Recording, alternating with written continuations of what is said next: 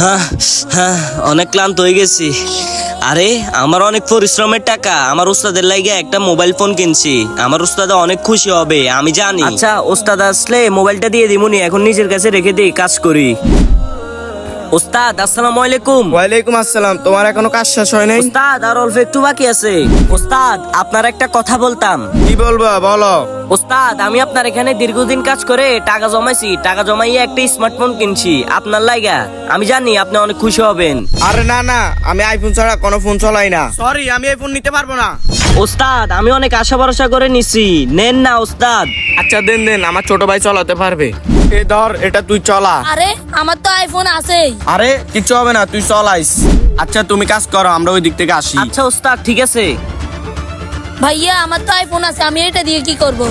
আরে বেটা এই ফোনটা ফালাই দে। আরে কাজটা মোটামুটি শেষ, যাই ওই সাইড থেকে একটু হাঁটে আসি। আরে এটা তো আমার ওই ফোনটা না যে ফোনটা উস্তাদরে গিফট দিছি। হ্যাঁ হ্যাঁ, এটা তো আমার ফোনই, ওস্তাদরে দিলাম, ওস্তাদে ফালাই দিল।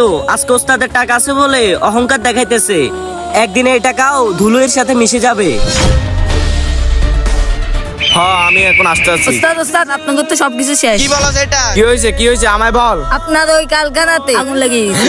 কি বলো সেটা? না বিশেষ হলে আপনারা দেখে আসেন। ভাইয়া আমরা এখন কি করব? আমাদের তো সব শেষ হয়ে গেছে, সব ধ্বংস হয়ে গেছে। আরে আমার কাছে এরকম লাগতেছে কেন? আমার কি হইতেছে? আরে ভাই ভাই আপনার ভাই আপনি কি হয়েছে?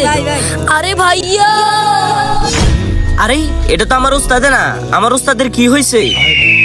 তো বন্ধুরা জেনে রাখবেন, অর্থ সম্পদ সবসময় কিন্তু থাকে না। আর হ্যাঁ, অহংকার পতনের মূল, এটা মনে রাখবেন।